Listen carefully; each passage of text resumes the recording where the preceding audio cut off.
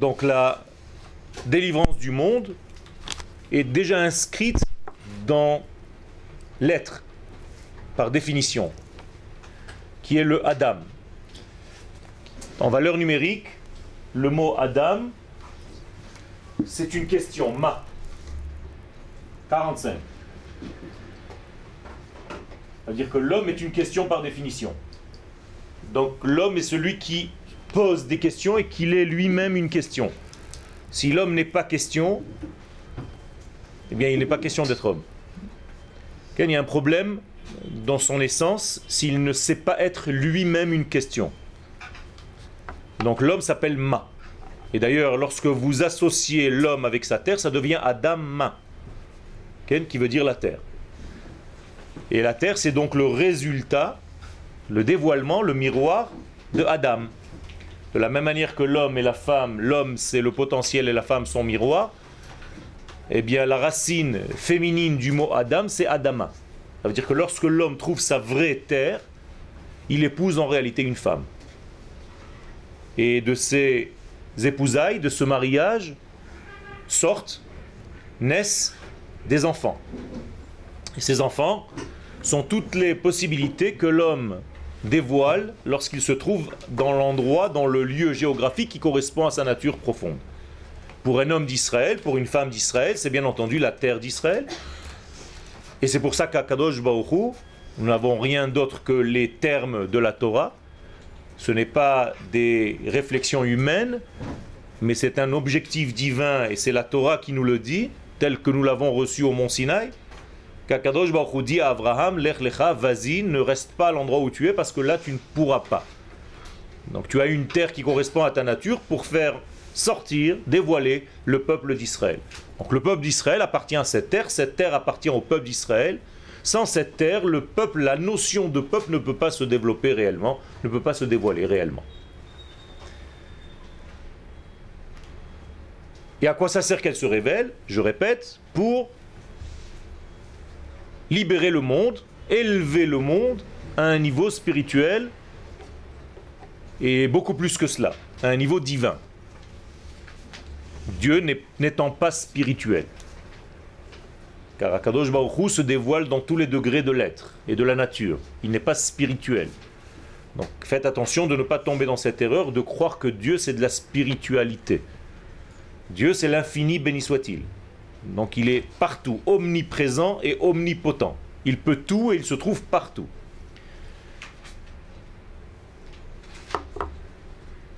La prophétie nous dit, Bayom Haou, ce jour-là, Yihye Hashem Echad ou Shmo Echad. Vous terminez votre prière comme ça. Alors, je vous pose la question très simple. Qu'est-ce que c'est Hashem Echad ou Shmo Echad? Il y a ici apparemment une différence entre lui et son nom. C'est-à-dire entre son essence et le nom devient donc le dévoilement. Donc le nom de quelqu'un, c'est son dévoilement. Mon nom n'est pas pour moi-même, mais pour ceux qui me côtoient. Donc je m'appelle pour vous en réalité. Je ne m'appelle pas, c'est vous qui m'appelez. Donc je ne peux pas dire je m'appelle Yoel. On m'appelle Yoel. Et c'est pour ça qu'en hébreu on ne dit jamais je m'appelle. Korim li. On m'appelle. En français c'est une erreur. Parce que quelqu'un qui s'appelle, il a un problème. Donc on m'appelle. Donc le nom d'Akadosh Baruch Hu, c'est son dévoilement.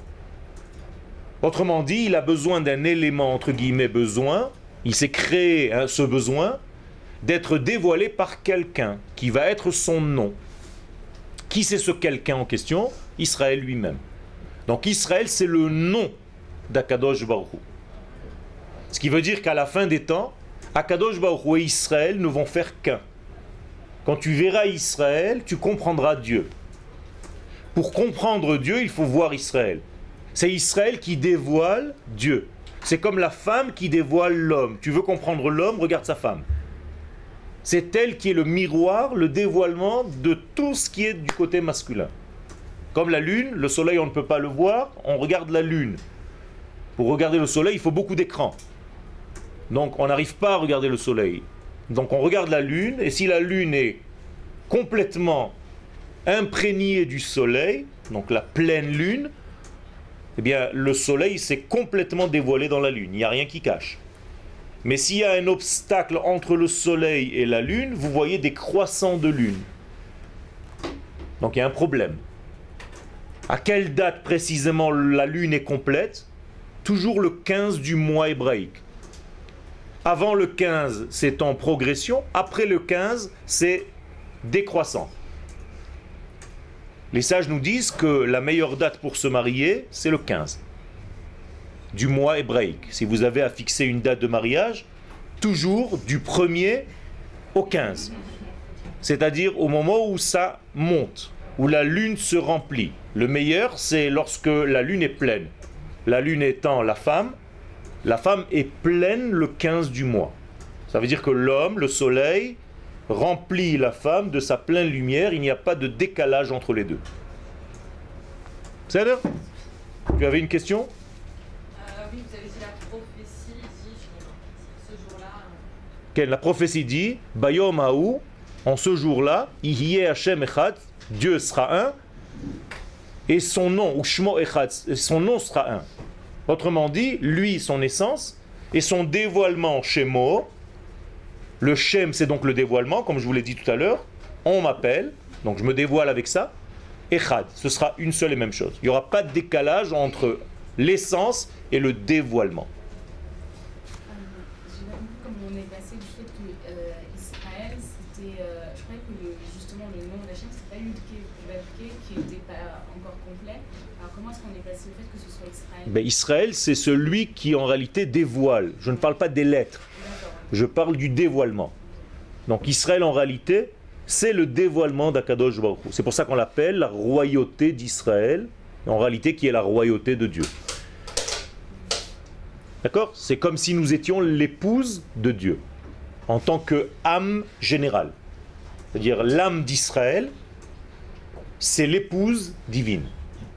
Il faut que Israël soit un et complet. Exactement. Il faut que Israël soit... Qu'est-ce que c'est Kala? Une fiancée. Non, non, mais écoutez bien les mots. Arrêtez de traduire ce que vous savez par des dictionnaires. Non, Kal, c'est léger, c'est avec un kouf. Ça, c'est un kaf. Kula, entière. Ça veut dire que la Kala est entière, sinon elle ne peut pas se marier. Une femme qui n'est pas entière ne peut pas se marier. Donc le mot Kala peut se lire en hébreu Kula, c'est pareil. Qu'est-ce que vous dites le vendredi soir? Vayechulu hashamayim ve'aretz. Qu'est-ce que c'est Vayechulu? Ils ont été complets. Comme Khatan et Kala. Vayechulu. C'est les mêmes lettres. Kala. Kaf, Lamed, He. D'accord? Qui veut dire tout. Quand vous parlez d'entière, c'est-à-dire Entière, ça veut dire complète. d'abord sans doute, sans les doutes, c'est-à-dire d'une manière certaine de ce qu'elle fait, liée à son identité, dans sa certitude, de là où elle veut devenir, et l'homme qu'elle a choisi pour faire ça avec lui, et en même temps pleine de ce que son homme va lui donner, et lui donne. Donc il faut qu'elle soit un ustensile de réception. D'ailleurs le mot de la racine c'est kli, qui est kol. Donc la femme est un récipient afin de recevoir le kol. Le tout. Okay? Quand je reçois le tout, je deviens kolé, kala. Et quand est-ce qu'on ressent qu'on est entière, complètement? Bien justement, c'est ça, c'est la plénitude, c'est ça le bonheur.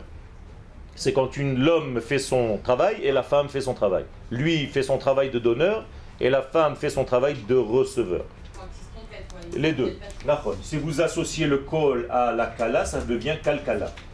Qu'est-ce que c'est kalkala? L'économie. Ça veut dire que vous avez tout, toute l'abondance. Pourquoi la jeune mariée est appelée Kala? J'ai pas compris. Pourquoi la jeune mariée est appelée Kala? Justement parce que l'homme, pendant la première année, doit s'occuper de sa femme pleinement. Naki ihye lebeito shana achat.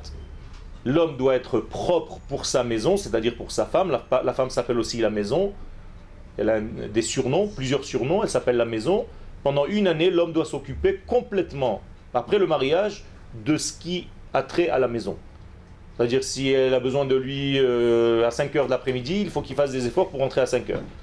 il soit complètement lié à elle, proche d'elle, et ne pas commencer à faire des voyages ou des trucs comme ça séparés, des trucs d'affaires où tu ne vois plus ton homme pendant 3 mois.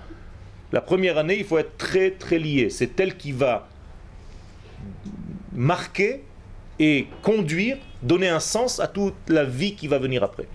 Tout dépend de cette première année. Donc elle s'appelle Kala et elle s'appelle aussi Malka. Dans le mot Malka, rappelez-vous, la reine, regardez, c'est les mêmes lettres. D'accord? La Kala se trouve là. C'est-à-dire la reine Malka. La reine Malka. Donc tout ceci, c'est lié donc à l'essence. Alors Israël joue ce rôle par rapport à Dieu.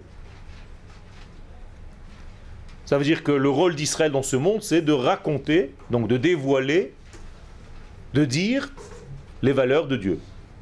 Comme dit le prophète Isaïe, Am zu yatsar tili, ce peuple je l'ai façonné que pour une seule chose, Tehilati yesaperu, pour qu'il raconte qui je suis. Donc nous racontons Dieu. Nous sommes la bouche de Dieu. Nous sommes le Verbe divin. Par nous, les nations du monde voient Akadosh Baruch Hu.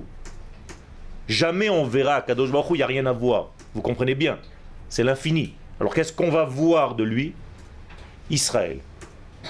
C'est-à-dire son dévoilement. C'est comme si nous étions un écran sur lequel, sur cet écran, se projette tout le message divin. Donc Israël, c'est cet écran-là. Si on veut voir Akadosh Baruch Hu, on regarde Israël. Donc Israël doit devenir en fait le reflet parfait de Hachem, sans aucune différence. Et ça, c'est ce qu'on appelle la fin des temps. Donc Israël va commencer à jouer son rôle, donc il doit être identique à son identité la plus profonde. Donc il doit revenir sur sa terre. Il doit respecter ses fêtes, on va dire les temps, pas seulement la géographie.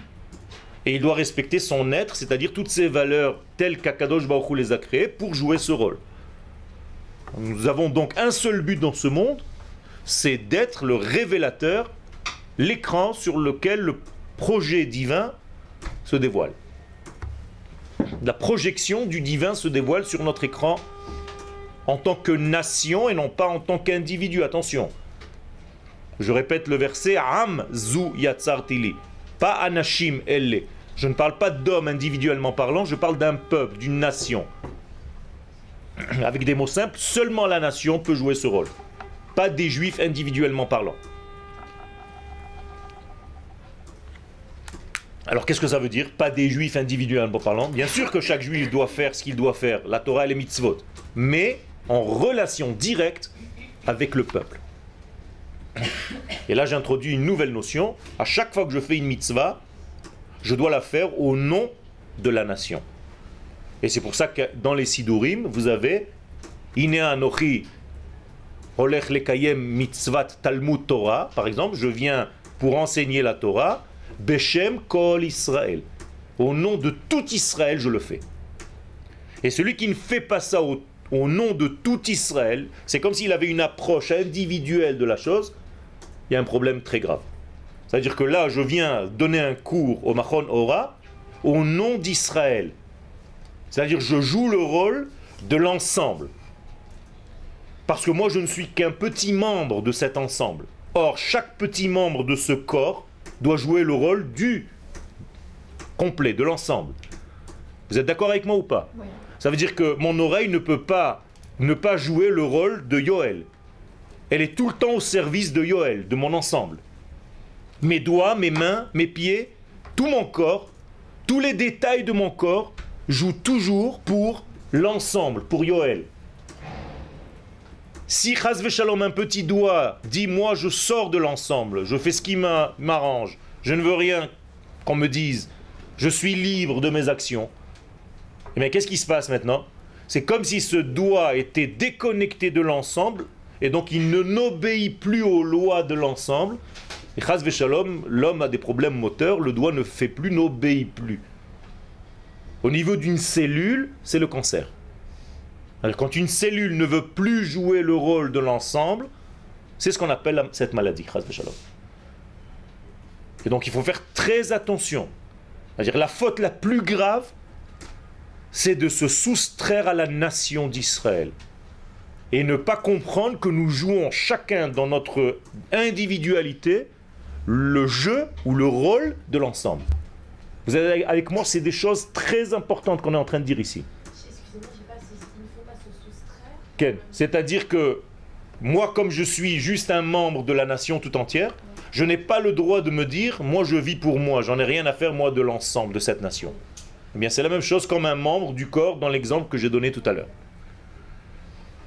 Plus que cela, est-ce que tous les membres se ressemblent? Non. Donc il faut accepter que dans le peuple d'Israël, il y ait des différences. Et même si ce religieux ou ce non-religieux ne me ressemble pas, chacun a un rôle apparemment dans ce corps global. Donc je ne peux pas dire que l'autre n'est pas légitime, puisqu'il est là. Je dois juste comprendre quel est son rôle et qu'est-ce que je dois faire pour compléter que lui me complète. Mais jamais je dois sortir de mon contexte. Je reprends l'exemple du corps, jamais un œil ne doit devenir un nez. Il reste œil avec ses cellules pour voir, qui se sont fabriquées, combinées pour arriver à devenir l'œil, et en aucun cas il va jouer un autre rôle. Sinon, il y a un problème, il est sorti de ses frontières naturelles qui lui sont propres. De la même manière, vous aussi, vous avez une Torah qui correspond à votre nature, et il faut la trouver. C'est-à-dire qu'il y a beaucoup de façons d'étudier, mais vous avez une qui touche votre essence, celle qui réveille vos sens intérieurs. C'est cette Torah-là qu'il faut chercher. C'est cette Torah qu'il faut prendre. Je cite le verset de la Gemara, le dire de nos sages, En Adam Lamed, Ela bemakom shelibo chafetz. Un homme ne peut pas étudier, ou une femme, si ce n'est à l'endroit où son cœur l'attire. Donc, n'étudiez pas dans un endroit où vous ne vous sentez pas bien. Votre âme doit être remplie. Si vous ne sortez pas rempli d'un cours, ça veut dire qu'il y a un problème. Ou avec l'enseignant, ou bien avec le sujet que vous étudiez, ou la manière dont on vous fait passer le sujet. En Adam lamed, ela bemakom shelibo chafetz. Donc nous avons dit que la terre d'Israël va révéler en fait, elle va jouer le rôle de l'écran comme le peuple d'Israël. Nous avons dit tout à l'heure que le peuple d'Israël c'est l'écran sur lequel va se projeter le film du divin. Eh bien il faut un lieu, la terre d'Israël. La terre d'Israël c'est le lieu. Et c'est pour ça que la terre s'appelle Eretz. Que la racine du mot Eretz? Rotze. Eretz, d'accord? C'est-à-dire ratz, courir vers, avoir un élan vers. Donc la terre d'Israël, quel est son élan naturel? Le captage, j'allais dire, des émissions divines. Ratz, je cours vers. Donc Eretz, c'est courir vers quoi? Qu'est-ce qui reste dans le mot ratz? Qu'est-ce qui est dans Eretz? Quelle lettre reste? Ratz, Aleph. Eretz, Ratz, Aleph. Donc je cours vers l'unité, vers l'unique. Donc la terre d'Israël a cette capacité en elle de courir vers l'unique. Donc de rechercher l'unique. Donc de dévoiler l'unique. Elle a apparemment les qualités nécessaires et suffisantes pour le faire. C'est la seule terre qui est capable de faire cela. Et pourquoi? On ne sait pas. Akadosh Baruch Hu a créé certaines données de base qui sont des axiomes que nous ne comprenons pas. Ce qu'on sait, c'est que le premier passage de la création entre l'infini et le fini, c'est-à-dire la première matière qui a eu lieu, c'est la terre d'Israël. Autrement dit, la terre d'Israël a gardé en fait la mémoire de ce qu'il y avait avant la création. C'est-à-dire le passage entre l'avant-création et la création, c'est la terre d'Israël. C'est le point de contact par lequel tout a commencé. Si c'est pas clair ce que je dis, dites-le moi. Je le redis. L'infini, avant que quoi que ce soit n'existe, il n'y a que l'infini. Mais on est dans un monde de matière. Comment est-ce que la matière a apparu? La matière est apparue parce qu'elle a passé à un moment donné de l'infini vers le fini, on est d'accord? Quel est le premier degré qui est apparu dans le monde de la matière? La terre d'Israël. Et plus précisément, la pierre qui se trouve aujourd'hui sous la mosquée,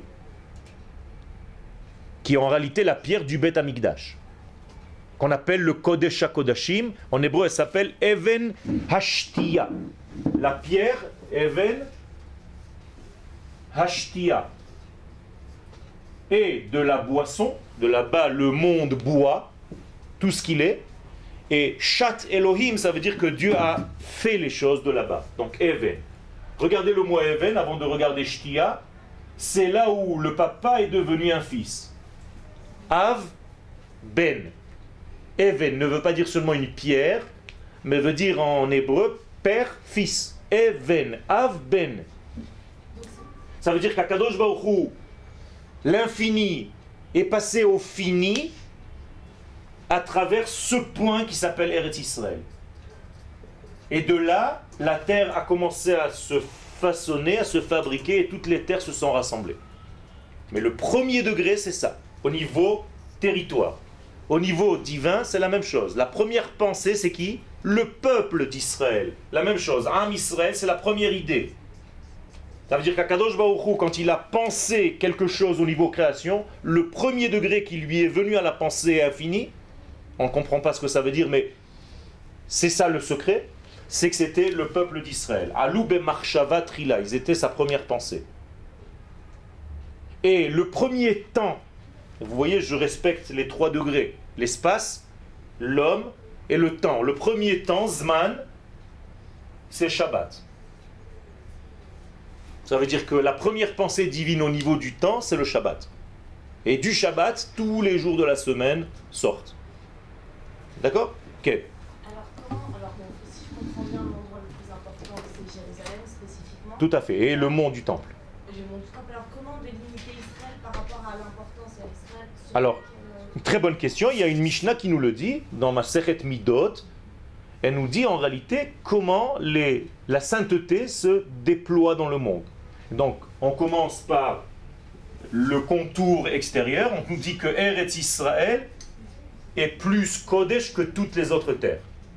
Donc déjà, on a une frontière, il faut la connaître. La Torah nous donne les frontières, d'accord? Précisément. Ce n'est pas celle que nous avons aujourd'hui. Pas encore. Le deuxième, dans l'intérieur, c'est Yerushalayim. À l'intérieur, vous voyez, ce sont des cercles qui vont de plus en plus dans le Kodesh. À l'intérieur, c'est Har HaBayit, le mont du temple. À l'intérieur du mont du temple, c'est le temple. Et à l'intérieur du temple, c'est le Kodesh HaKodashim. Et une fois que vous sortez de ça, peu importe où, on n'est plus dans le Kodesh. C'est pour ça que toute cette terre s'appelle Eretz HaKodesh. Traduction? La terre du Saint, pas la terre sainte. Pas des Holy Land. C'est pas la terre sainte. Jérusalem, c'est pas la ville sainte. L'hébreu que nous parlons, c'est pas la langue sainte. Tout ça, ce sont des fausses traductions. Eretz Shel HaKodesh, c'est comme si je rajoutais Shel, parce que vous avez le He. Donc c'est la terre du Saint béni soit-il. Le langage du Saint béni soit-il. La ville, Yerushalayim, du Saint béni soit-il, celle qui lui appartient. D'accord? Donc tout ça c'est Kodesh HaKodashim, Kodesh, Kodesh moins, Kodesh moins, Kodesh moins, mais toujours Kodesh. Dès qu'on sort de ça, ça devient Chol. Chol, c'est les initiales de Chutz La'aretz, comme Chul. D'accord? Quel? D'où on sait que ces pierres, c'était la première de la création? Mais c'est ce qu'on a reçu en prophétie. C'est-à-dire que tous les textes prophétiques et le Zohar, toute la Kabbalah nous dit que la terre d'Israël a été construite en premier, créée en premier. Et par rapport à la pierre? Et justement, cet endroit, c'est l'endroit du Beth Amikdash. C'est pour ça que tous nos patriarches vont naturellement se rapprocher. Pourquoi? Parce qu'ils sentent intuitivement qu'il y a une sainteté là-bas. Mais c'est marqué nulle part. C'est marqué. Par exemple, Yaakov Avinu, lorsqu'il va dormir là, dans les parachiotes que nous allons voir maintenant, il va sortir et il va rêver. fameuse échelle de Yaakov. Où est-ce qu'il a dormi? Sur quelle pierre il a mis sa tête? Sur cette pierre-là. Alors c'est un détail. C'est ça Bethel, c'est la maison de El, c'est pas Bethel d'aujourd'hui. D'accord, d'accord, la maison de El, la maison de Dieu, c'est cette pierre-là à Yerushalayim. Et donc les sages nous disent que quand Yaakov a pris la pierre et qu'il l'a mise sous sa tête pour dormir, en fait il a dormi sur cette pierre-là qui s'appelle Even Ashtia. Et quand il se lève le matin, qu'est-ce qu'il dit? Manora hamakom hazeh, combien est terrible ce lieu. Ve'anochi lo yadati, et moi je ne savais pas, parce que si je savais, j'aurais pas pu dormir là-dedans. Okay? Enze, ça ne peut être que im beit Elohim, la maison de Elohim, veze, et ça, cette pierre-là, sha'ar hashamaim, la porte du ciel. Autrement dit, la porte où le ciel et la terre se relient. Donc Yaakov le dit clairement dans la Torah. Ça, c'est une prophétie. Okay. Et est-ce que le jardin d'Éden se trouve ici? Nachon. Le jardin d'Éden, c'est un espace qui est dans une autre dimension, mais sur la terre. D'accord? Mais c'est toujours là.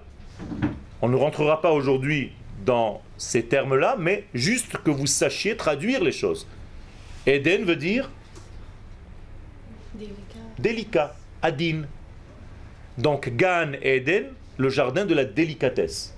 Plus tu deviens délicat, donc plus tu deviens précis dans ce que tu dis, plus tu touches l'Éden. D'accord? Plus tu sors et tu deviens grossier, et tes paroles ne sont pas réellement précises, tu ne sais pas de quoi tu parles, tu mélanges toutes les données, eh bien, tu sors de l'Éden. C'est comme si tu t'éloignais de l'Éden. C'est ce qui s'est passé avec Caïn, qu'on a jeté de l'Éden, parce qu'il est devenu plus matière, plus grossier. Il a perdu de sa délicatesse première, en tuant son frère. Ce sont tous des symboles et des codes. Shtia. Alors le mot shtia, c'est chet. Vous avez le mot chet dedans. Qui était chet? Le dernier fils, c'est-à-dire celui qui va rattraper en fait la brisure entre Caïn et Hevel. Or le mot chet en hébreu veut dire tashtit. Vous avez entendu le mot tashtit? Tashtit. C'est-à-dire fondation.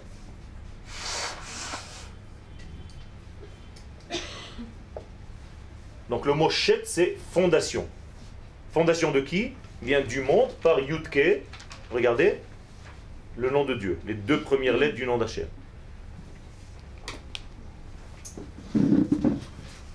Alors nous avons donc plein de versets qui nous disent tout ceci. Par exemple, dans Teilim, vous lisez tous les vendredis soirs Adonai Betzion Gadol Veramu al kol ha'amim.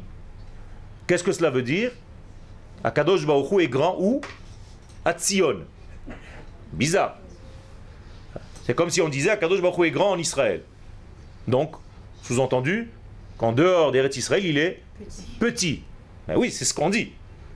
Comment est-ce que tu peux dire qu'Akadosh Baruch Hu est petit en dehors? On ne parle pas de sa grandeur et de sa petitesse, on parle de son dévoilement. Adonai Betzion Gadol. Si tu veux la grandeur divine, où est-ce qu'elle se trouve? Où est-ce qu'elle peut se dévoiler réellement? À Tzion. En dehors, tu réduis le nom de Dieu.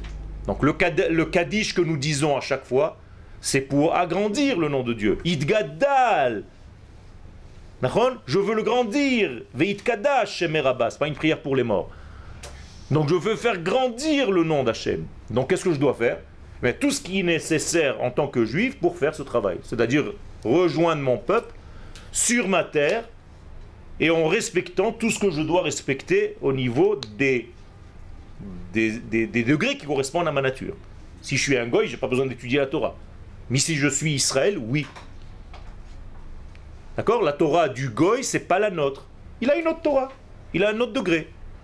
Comme la Torah du chinois, ou, pas en faisant de comparaison, mais la même chose, la Torah de l'abeille, la Torah des plantes.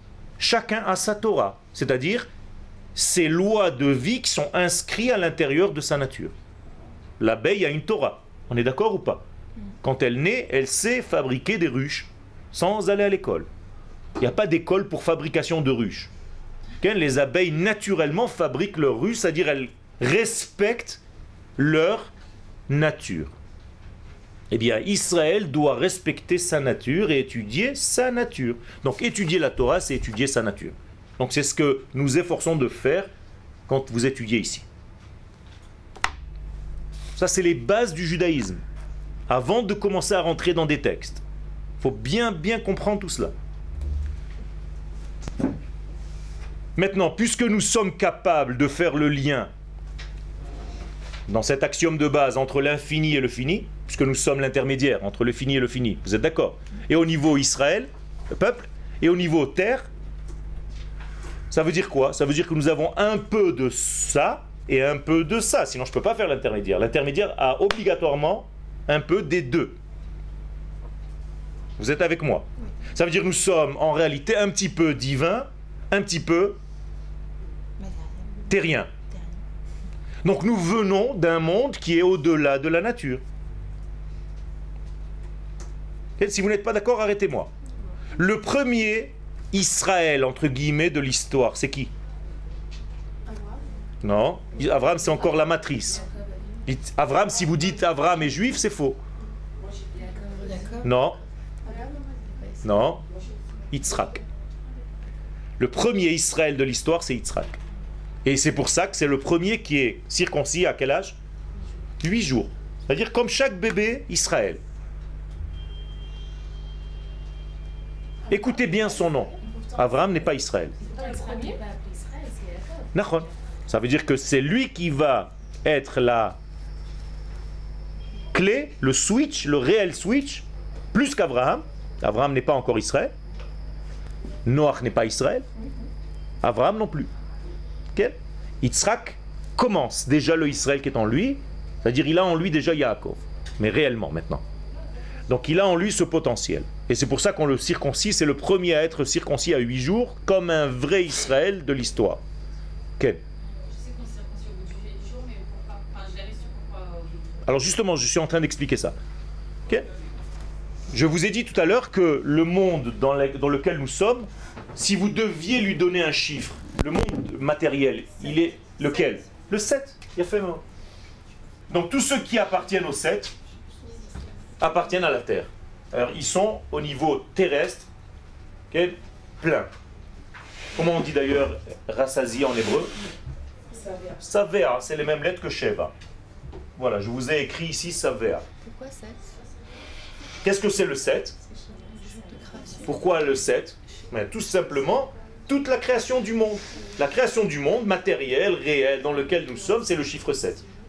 On ne sait pas ce que c'est le 8. Le 8, c'est au-delà de la nature. Donc le 8 va devenir en fait l'infini. D'accord? Donc on tend vers l'infini sans jamais l'atteindre. Donc le chiffre 8, c'est l'infini. Alors en mathématiques, il est couché. Chez nous, il n'est pas du tout couché. Il est bien debout. Il est très vertical, le 8 chez nous. Il n'est pas horizontal. Et on sait pourquoi en mathématiques il est... Je ne sais pas. Mais le 8 chez nous, il est comme ça parce qu'il descend en réalité vers le 7. Donc ce chiffre 8, c'est comme si vous disiez un nouveau 1. C'est un nouvel étage, on est d'accord? Le chiffre 7, il a fait son complet, c'est fini, on ne peut pas plus que ça. C'est quand on est plein, comment dire? Savea. Avec un signe, c'est-à-dire le point vous le mettez à gauche au lieu de droite. C'est-à-dire que le 8 va descendre pour tirer les composantes du 7 pour amener le 7 avant le 8? Non. Non. Il ne fait pas monter le 7 au 8, il descend vers le 7, c'est tout. À tel point que le 7 va vivre selon le 8. Ça veut dire qu'il va devenir quelque part 8, mais ici en bas. En fait, le but, c'est d'arriver au 8e jour. Il y a fait mort. Mais que le 8e jour descende sur terre. C'est-à-dire on ne bouge pas d'ici. Attention. Parce que si le 7 monte, qu'est-ce qui se passe? Ah oui, on est plus... Il n'y a plus de monde, donc on a disparu. C'est pas ça le Inyan. Alors on va se suicider collectivement et c'est fini. Chas v'shalom. Donc on ne veut pas faire ça. Alors qu'est-ce qu'on fait? On fait descendre le 8 vers le 7. Alors je réponds à ta question en même temps. À chaque fois qu'on fait la brit mila à un bébé, qu'est-ce qu'on fait immédiatement? On lui fait descendre le 8 dans son monde. Et donc à partir de ce moment-là, on lui donne un Non. Pourquoi vous ne donnez pas le nom du bébé avant? Mais tout simplement parce que son nom vient de l'au-delà. Et donc c'est là où tu vas lui donner sa direction de vie. Okay? Car le mot Shem en hébreu veut dire aussi Sham, là-bas. Donc dans mon nom, il y a déjà mon là-bas. Pourquoi on ne donne pas le prénom avant? Justement, parce que le prénom d'avant, il serait seulement au niveau du 7. Or, comme le prénom ne vient pas du 7, il vient du 8, donc le prénom, c'est en réalité une prophétie. Chaque prénom que vous portez, c'est une prophétie de vos parents. Malgré eux, ils ne savent pas. Ils ont décidé, mais c'est tombé comme ça. En réalité, c'est Akadosh Baruch Hu qui a dirigé pour que vous appuyez comme ça, parce que ça correspond à votre nature profonde. Vous parlez d'un prénom hébraïque ou d'un Prénom, peu importe. Peu importe. C'est mieux d'avoir un prénom hébraïque, mais même la même chose au niveau des prénoms dans toutes les langues. Parce qu'en réalité, ce sont des combinaisons de lettres. Si vous dites Suzanne, je ne sais pas moi, eh bien c'est ça, d'accord? Alors Hachouf, je prends le Samer, les lettres, c'est Hachouf parce que ce n'est pas des... Vous avez compris. Donc le 8 doit descendre au 7. Quel? Quand on prend le prénom d'une grand-mère, par exemple. D'accord. Alors c'est pas très conseillé de donner des prénoms de quelqu'un si ce n'est que cette personne était vraiment très très grande et avait eu une belle vie. Sinon vous mettez sur le bébé le poids de la grand-mère ou de l'arrière-grand-mère, c'est-à-dire que le nouveau-né vit en réalité pas seulement sa vie, mais la vie de sa grand-mère en même temps. Donc il a deux valises toute sa vie, la sienne et celle de quelqu'un d'autre. Et il n'en peut plus, il est lourd. Si elle est le nom de ses grand-mères, il a Et si c'est en Alors ça veut dire qu'il ne faut pas trop donner de prénoms. Pas trop abuser dans les prénoms. Cette semaine est venue une femme, elle avait 5 jambes. Je lui ai dit, mais dis-moi, ça va? Elle m'a dit, j'en peux plus, je suis explosé dans tous les sens. Je sais plus. Ben oui. Pour ceux qui chantent Alors le changement de nom, c'est encore une histoire, on va voir peut-être ultérieurement, mais pour l'instant, sachez qu'il y a une direction, il faut qu'elle soit le plus claire, la plus claire possible. C'est la même chose, c'est la même répercussion, c'est en deuxième prénom. La même chose, le nom usuel est plus fort, celui avec lequel on t'appelle, mais les deux noms aussi rajoutent des lumières. C'est comme des lampes, ce sont des ampoules qui rajoutent de l'éclairage à votre âme. Mais s'il y en a trop, ça devient n'importe quoi, on ne sait plus où aller. ne donner qu'un seul prénom à son enfant. alors. C'est bien, c'est mieux de donner un seul prénom. D'accord? Maintenant, vous avez compris, donc le 8 descend vers le 7. Et un autre exemple où le 8 effectivement descend. Alors, un autre prénom. Le Shabbat. Le Shabbat a combien de noms?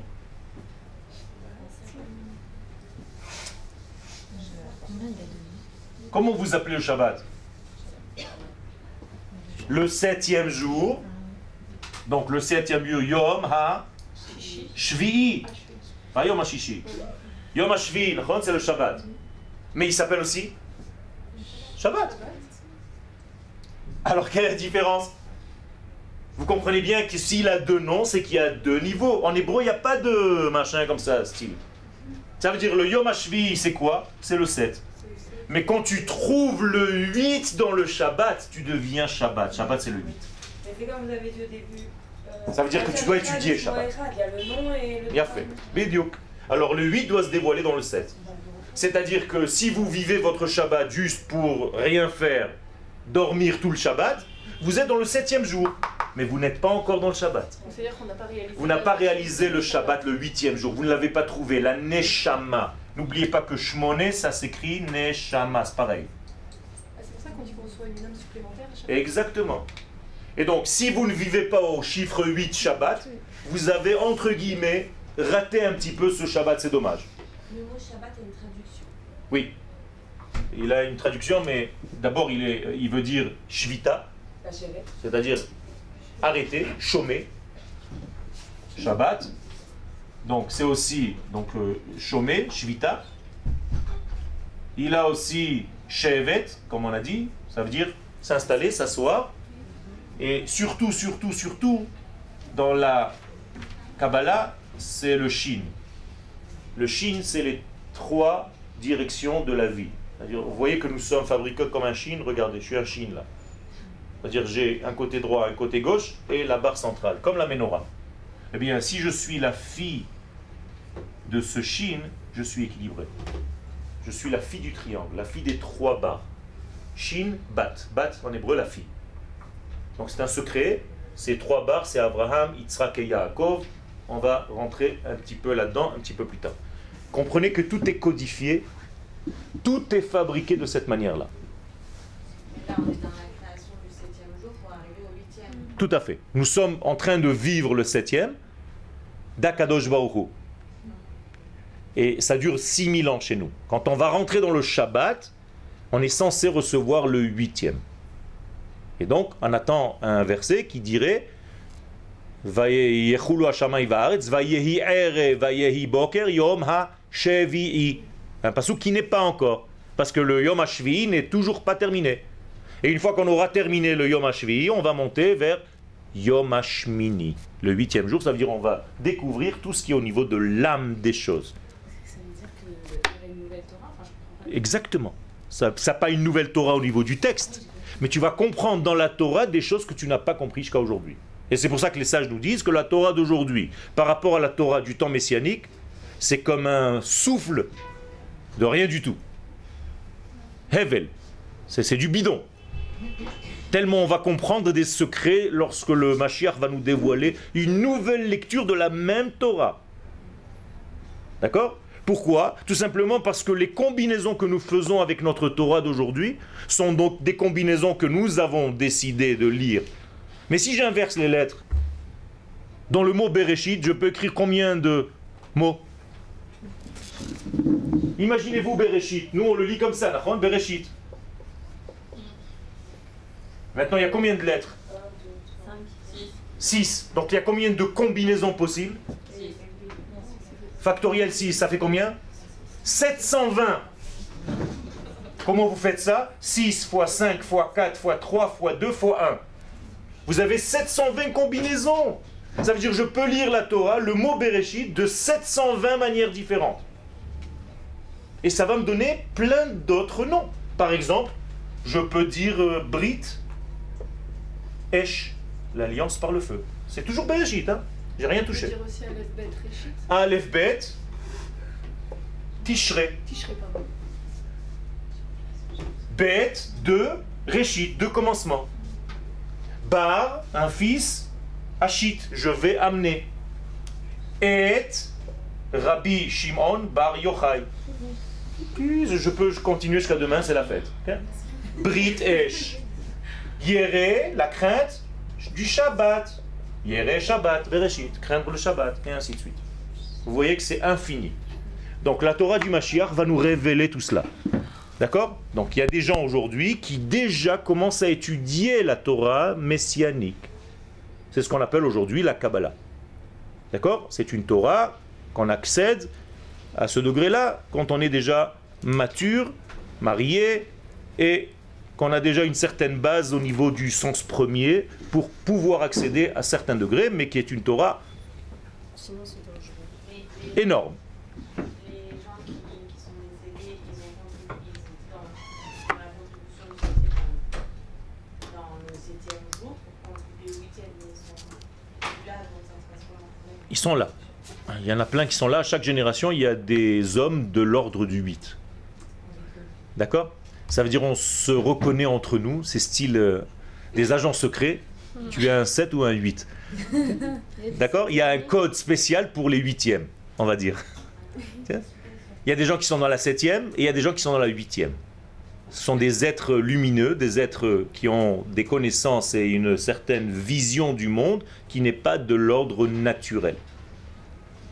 D'accord ? C'est pas de l'ordre du premier degré. Donc quand vous les voyez, quand ils vous voient, ils vous racontent votre vie sans que vous ouvriez la bouche, c'est pas la peine de parler. Pourquoi ? Parce que vous êtes transparente en réalité. Parce que tout notre corps c'est quoi ? C'est un écran. Tout est marqué. Okay ? Votre front c'est un écran de cinéma. C'est comme si on voyait un film. Donc ceux qui savent lire peuvent lire sur le front de chacun tout ce qu'il a fait. Tout est inscrit sur son front. Et c'est... Comment on dit Nekudotren ? C'est... Oh, j'ai oublié le français. J'oublie mon français. Mes grains de beauté. Tous les grains de beauté changent. Il y a plein de choses, des taches, des machins qui changent sur la peau. Et c'est selon... C'est comme des étoiles dans le ciel. Donc ceux qui savent lire les étoiles savent lire la peau. Donc la peau révèle son propriétaire. D'accord ? Donc si je l'ai dans la peau, ça va mieux. Maintenant, quelque chose qui sort de l'ordre naturel, puisqu'il vient du 8, je reviens ici. Et les gens ils vont entrer ici, ils font des maths ou de la Torah. Les gens qui viennent de l'ordre du 8, c'est dans la nature ou au-delà de la nature? Déjà au niveau hébraïque et au niveau sémantique, hébreu et araméen. Vous savez que le mot Sheva, vous savez que les lettres en araméen, le Shin, correspond à un Tet. Ça veut dire Sheva égale Teva. Qu'est-ce que ça veut dire? La nature. Donc le 7 égale nature, pour ceux qui voulaient encore une preuve. Donc Shmoné, on a dit Neshama. Maintenant Shmoné, c'est un degré qui dépasse l'entendement. C'est-à-dire quelque chose qui n'était pas prévu, qui est sorti des règles naturelles. Ok? Comment on dit sortir des règles naturelles? Sortir des lois, sortir des règles. Quelqu'un qui est sorti des lois. En hébreu, en hébreu. Non, pour l'instant, le français, c'est à côté. C'est sortir, d'accord? D'où est-ce qu'il doit sortir? Des lois, des choses régies par la nature. C'est-à-dire, chok. C'est chok. Ah, le rire. Il y a fait le rire, tzrok. Tzrok est la racine du mot Yitzhak. Donc maintenant vous comprenez pourquoi le premier Israël de l'histoire de la Torah fait rire. Pourquoi il fait rire? Parce qu'il n'est pas de l'ordre naturel, il est surnaturel. Sa maman, elle a quel âge? 90 ans, son papa 100 ans. Un bébé né de ce couple. Non ben maître. Alors déjà ça commence à faire rire. Mais en plus de cela, le rire, imaginez-vous que maintenant je m'assois sur cette chaise et elle craque, elle tombe, elle se casse. Moi je vais me faire mal mais vous allez rire. Pourquoi vous avez ri? Parce qu'on ne s'attendait pas à cette... Exactement. Parce que c'est une situation qui sort de l'ordre. Et vous n'êtes pas très sympa. Non, mais après, Après vous vous rattrapez, dire le pauvre. Mais la première réaction, vous voyez quelqu'un glisser sur une peau de banane, on s'éclate de rire, tu vois toutes les filles comme ça. Et après, monsieur, ça va, vous allez bien? Style. Alors pourquoi la première réaction, c'est quoi? C'est quelque chose qui est sorti des lois naturelles. C'est-à-dire des choses qu'on a l'habitude de voir. Mais pourquoi à l'époque, tu ne pouvais pas avoir des enfants aussi tard? Non. Ah, donc c'était comme aujourd'hui. Exactement. C'est-à-dire que ta question est très bonne. La période où on pouvait, c'était avant Noach.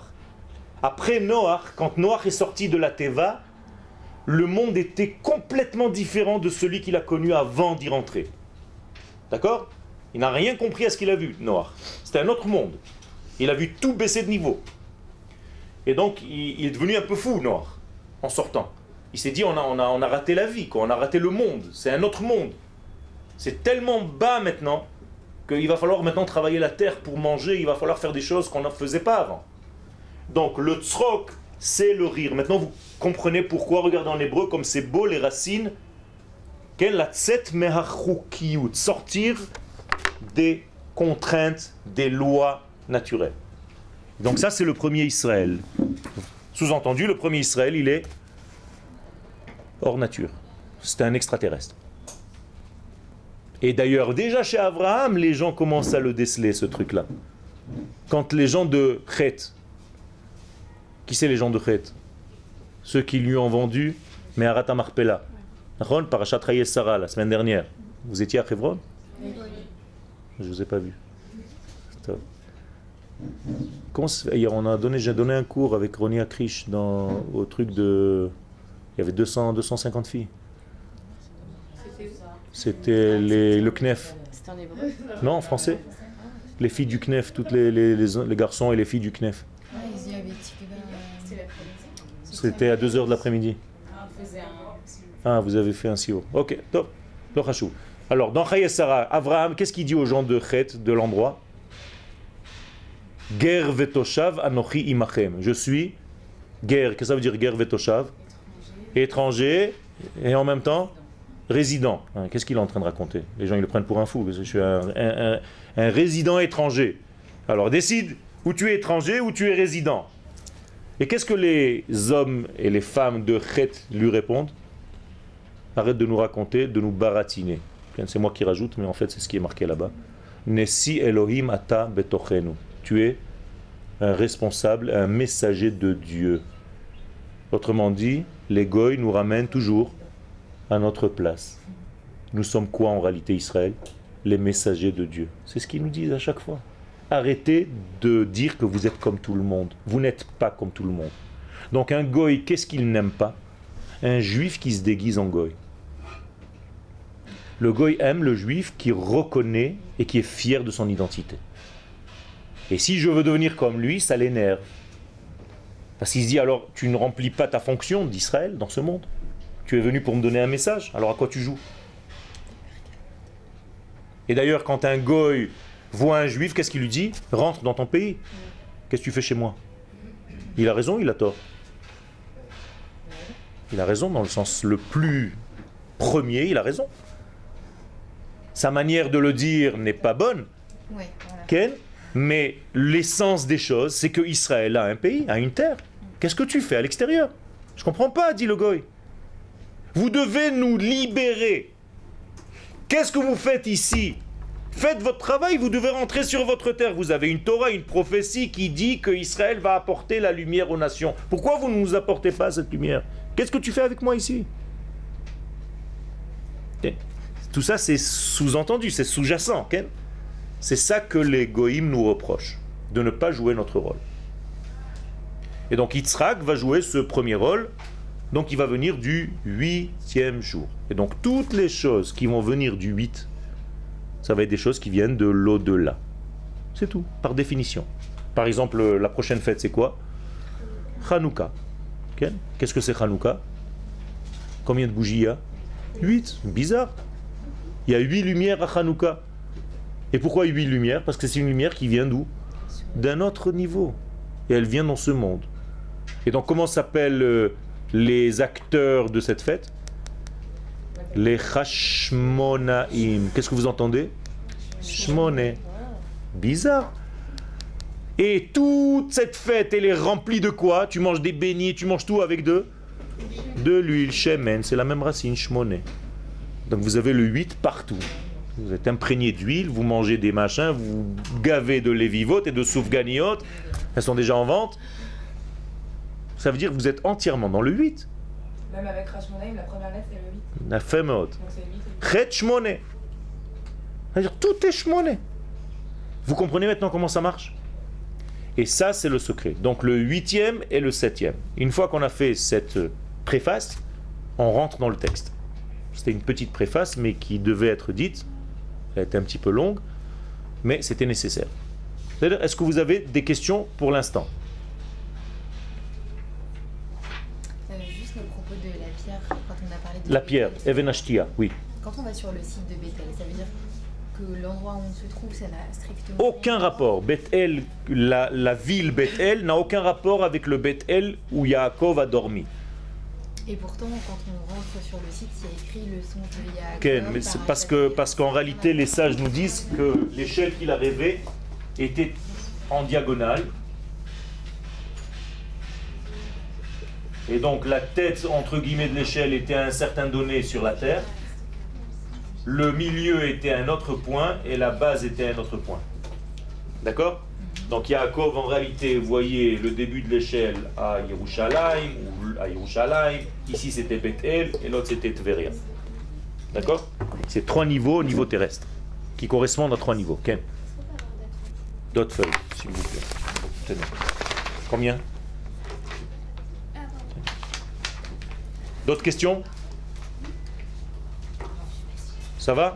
Ok. Alors on commence. J'ai appelé ce cours, donc c'est un cours que j'ai écrit, le Siyata d'Ishmaïa. Comme tous les cours pratiquement que vous recevez, ce sont des cours qui font partie de certains de mes livres. Donc je vous donne des extraits de certains cours. Ce cours s'appelle Emouna ve'omanut. Au début de l'année, je vous avais dit que nous allons étudier en réalité la Emouna, mais qui correspond aussi à une forme d'art. L'art. Non, tu vas voir, il y a des références et tout. C'est carrément, c'est un livre qui est étudié. d'accord, qu'on étudie. Il y a des choses que j'ai développées, des choses, mais il y a plein de références en même temps, d'accord? Ça veut dire que c'est tout un ensemble de Torah qui est basé essentiellement sur la Torah du Rav Kook et qui va nous expliquer en fait le sens des choses.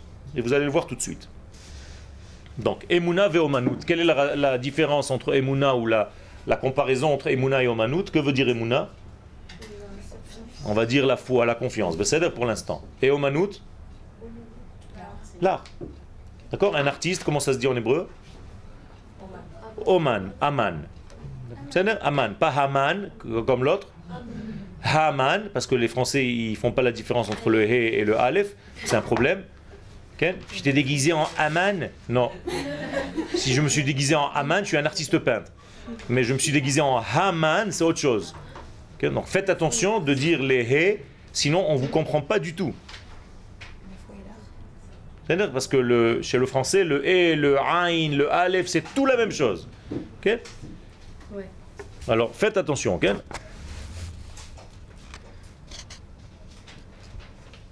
Shoresh hamila omanut hu Aleph mem nun. La racine du terme omanut, qui veut dire l'art, c'est Aleph mem nun. D'accord? Nous avons une racine de 3 lettres. Comme dans la plupart des mots en hébreu, la racine est de 3 lettres. Donc Aleph Mem Nun. Ou Perusho, quel est le sens, la signification de ce Aleph Mem Nun que nous disons Amen? Okay, nous appelons ça Amen. Qu'est-ce que c'est le Amen que vous dites? Que veut dire le mot Amen? Je certifie, je suis d'accord, c'est vrai. Donc à chaque fois que tu dis Amen, tu dis Emet en fait. Alors pourquoi tu dis pas Emet? Parce que c'est le masculin. Il a fait, tu le dis au masculin. D'accord? Pour l'instant, il est au masculin. Donc, Perusho, qu'est-ce que cela veut dire réellement? Eh bien, une chose très simple. Giloui hapnim klapei chutz. Le dévoilement de l'intériorité vers l'extérieur. D'accord? Quelqu'un peut m'expliquer de quoi je parle? Dévoiler tout simplement ce que nous avons à l'intérieur. Vous nous suivez ou j'ai l'impression que vous n'êtes pas trop là? Il y a des moments où vous me lâchez, je sens tout de suite. Si je vous lâche, alors ça ne marche plus moi aussi. On répète. Il y a des choses qui sont à l'intérieur. Je ne me trompe pas, Nahon, je vous sens quand est-ce que vous êtes là avec moi, quand est-ce que vous n'êtes pas. J'ai un capteur, un radar. Ok? Vous êtes fatigué? Un petit peu? Vous voulez qu'on commence le shiur la semaine prochaine et qu'on fasse questions-réponses jusqu'à la fin pour l'instant? Parce que vous m'avez l'air un petit peu tendu. Moi je suis gentil, hein, j'ai rien fait. Je vous agresse? Non. Non, le fait de dire Amen, c'est certifier les conditions. D'accord. Ça veut dire quoi? Ça veut dire que quand je dis Amen, je dévoile ce que j'ai à l'intérieur. C'est-à-dire que j'ai sorti quelque chose qui était à l'intérieur de moi vers l'extérieur. D'accord? C'est simple. À chaque fois que vous dites Amen, ça veut dire que ce que je pense dedans, je le dis. Et je le fais. Et je le réalise. C'est-à-dire? Je dévoile ce que je... Ça dépend. Ça dépend de quoi? Par exemple, si j'ai une santé intérieure, d'accord? Mais je veux avoir une santé extérieure, physique aussi. Qu'est-ce que je dois faire pour faire ça? Ok, alors qu'est-ce que c'est? Comment on appelle ce verbe? Lehit amen. C'est la même racine. Qu'est-ce que c'est lehit amen? S'entraîner. Donc je m'entraîne. Ça veut dire que quand je vais à l'entraînement, qu'est-ce que je fais en réalité? Je sors ma santé initiale et je la vis. Donc quand est-ce que je me sens plus fatigué, avant l'entraînement ou après? Après? Non, avant. Parce qu'on n'a rien extériorisé encore. Exactement. Quand vous êtes avant l'entraînement, vous avez l'air crevé. Faites un entraînement le soir, vous allez voir. Avant l'entraînement, vous êtes... si je pouvais dormir, je dormirais maintenant. Dès que tu vas à l'entraînement, pas à l'enterrement, à l'entraînement, vous sortez de là-bas avec un high. Alors qu'est-ce qu'on fait? On sort, machin, je prends une douche et je suis prêt. Qu'est-ce qui s'est passé? Oui, après on redescend. Ça veut dire quoi? Ça veut dire que l'entraînement a eu un effet bénéfique sur la circulation de ma vie en moi. C'est tout le temps comme ça. Ça veut dire que si j'entraîne quelque chose, qu'est-ce que je fais? Je le fais vivre. Donc, quand je fais de la émouna, de la certification, je vais traduire comme ça, qu'est-ce que je fais? Mais je vis encore mieux mon judaïsme. Donc ce que vous êtes en train de faire maintenant, c'est un entraînement. Alors pendant l'entraînement, on est fatigué, mais après l'entraînement, on est bien. Donc dès que je vais sortir, vous allez vous sentir bien. Ne vous inquiétez pas. Et pour l'instant, vous êtes pendant l'entraînement, vous faites des pompes. Si tu as quoi de passer d'un état fatigué à... Tout simplement parce que tu fais mettre en action et tu fais fonctionner tous tes atouts. Ah, si je ne me sers pas de mon estomac, qu'est-ce qui se passe? Il s'atrophie. Il devient de plus en plus petit, il s'atrophie, tu n'as plus faim. C'est paradoxe. C'est bizarre. Normalement, si je ne mange pas, je devrais avoir plus faim. C'est vrai, c'est le premier degré. Mais si tu ne manges pas pendant 2 jours, tu n'as plus faim. C'est fini. Tu n'as plus envie de manger. Et tu peux tomber malade parce que tu ne peux plus, même si tu manges maintenant, qu'est-ce qui va se passer? Tu as envie de vomir. Pourquoi? Parce que ton estomac ne peut plus. Il s'est rétréci. Mais c'est comme ça dans notre vie. Si quelqu'un, chas v'shalom, a un plâtre, qui n'a pas bougé sa main pendant 1 mois, il doit faire de la rééducation. Sa main, elle est en train de mourir. C'est grave. Ça veut dire que sa main est atrophiée. Son bras est foutu s'il continue. Vous savez que c'est interdit de fermer un œil avec un pansement pendant 1 semaine? Parce qu'après, tu ne peux plus l'ouvrir, c'est fini. Vous saviez ça? Non. Et ceux qui sont correcteurs, qui ont un cap. Alors, justement, c'est pas beaucoup. C'est juste le temps nécessaire. Et de temps en temps, il faut l'enlever pour nettoyer. C'est très grave, ces choses-là. Les gens ne savent pas. Ça veut dire, si tu t'habitues à quelque chose, tu te fermes, en fait. Quelqu'un qui tombe dans une déprime, si cette déprime dure trop longtemps, qu'est-ce qui se passe? Tu as beaucoup de mal à t'en sortir. Et donc, quelqu'un qui tombe dans une déprime, il faut vite le sortir parce que pour ne pas qu'il reste s'habituer. Combien de temps on a le droit d'être, entre guillemets, loin d'Hachem? Au maximum. 2 jours. C'est pour ça qu'on sort la Torah tous les 3 jours. Ça veut dire qu'il n'y a pas un espace de 3 jours. Shabbat, dimanche, lundi, tu sors la Torah. Mardi, mercredi, ça y est, jeudi, on sort la Torah. Vendredi, Shabbat, on sort la Torah. C'est-à-dire, si tu t'éloignes 3 jours, c'est quelque chose qui est irrémédiable presque. C'est très difficile de reprendre le rythme. Par exemple, si tu ne viens pas à un endroit 3 fois, apparemment tu ne reviendras plus. Tu as lâché le truc. Tu t'es entraîné, tu n'es pas allé 3 fois de suite à l'entraînement, ça veut dire que tu t'arrêtes. C'est quelque chose de très fort. C'est pour ça que les sages nous disent, quand tu as fait quelque chose 3 fois, c'est comme un neder, comme une promesse, comme un serment. C'est ça? Je reviens à ce meshulash, à ce triangle. Shabbat. Voilà. Maintenant vous comprenez pourquoi nous sommes le fils du 3, du triangle, du peuple triangulaire. Nous sommes un peuple triangulaire. Est-ce qu'on peut dire aussi que c'est la dimension du temps, de l'espace, de la... Exactement. C'est les 3 dimensions, le temps, l'espace et l'homme. Donc c'est lié à ça. C'est lié à ça. Eretz, l'espace, Nefesh, l'homme ou l'âme, et Zman, le Shabbat. C'est-à-dire? Donc c'est très important de faire vivre, de s'entraîner. Là vous êtes en entraînement, vous êtes en plein entraînement là. Vous êtes en train d'entraîner vos neurones et votre être à faire circuler la Emouna. Ça veut dire que vous êtes en train de traiter de plein de sujets du judaïsme. Vous êtes complètement entraîné. Ça veut dire que tu peux sortir maintenant et dire tout ce que tu as reçu maintenant. Si tu l'as bien capté et tu as le sens du don, mais tu vas tout ressortir et le faire donner. Et d'ailleurs, c'est ce que vous devez faire. Ça veut dire que je vous donne ici une clé. Si vous voulez garder de la connaissance, il faut la donner. Il ne faut pas la laisser chez vous. Parce que chez vous, qu'est-ce qui va se passer? Elle va pourrir. C'est comme un verre d'eau que j'ai bouché pendant 3 mois. Okay, il va pourrir. Le meilleur, c'est d'avoir un robinet ouvert, de couper le fond et de devenir comme un tuyau. Donc tout passe par moi et tout est donné. Mais je ne perds rien. D'accord? Faites attention à ça. Tu avais une question? Tu n'étais pas d'accord sur quelque chose? Tu étais d'accord? D'accord. Je vais vous raconter une petite histoire pour vous détendre.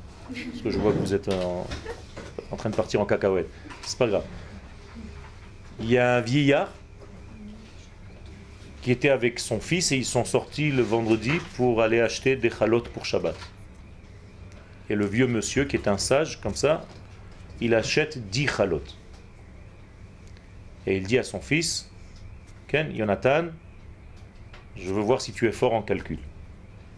Ken, combien de chalot nous avons acheté? 1, 2, 3, 10, papy. Très bien. En chemin pour rentrer à la maison, il rencontre un pauvre. Le pauvre vient chez ce vieux et lui dit, écoute, je n'ai rien à manger pour Shabbat, aide-moi. Ce vieillard lui donne 3 chalots. Et il continue son chemin.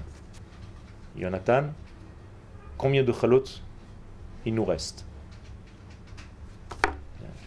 10, 3, 7. Non. Faux, lui dit le vieillard. Réfléchis bien. L'enfant il se dit, mais attends, il y avait 10, on a enlevé 3, 7, papy, je comprends pas. Non. Explique-moi. Il nous reste 3 chalots. Pourquoi? Les seules choses qui te restent dans ce monde, c'est ce que tu as donné. Pas ce que tu manges. Ça veut dire que ce que vous donnez, c'est ce que vous gardez. C'est-à-dire la Torah, aujourd'hui, par exemple, dans cette classe, c'est moi qui ai étudié le plus que tous. Parce que je suis en train de la transmettre. C'est malgré moi, je ne fais pas essayer exprès, Ken, mais je veux transmettre cette Torah, donc en réalité, je suis en train moi-même de l'étudier. Et c'est cette Torah qui va me rester, pas la Torah que j'ai lue tranquillement chez moi, allongée dans un canapé, en train de lire un bouquin. C'est ce que j'ai transmis à mon peuple, parce que je vous aime, et j'ai envie que vous soyez des femmes riches quand vous allez construire votre famille, que vous ayez de quoi donner à vos enfants. Vous avez ici des trésors que vous récoltez pendant cette année au Machonora. Ce sont des choses qui vont vous rester toute la vie.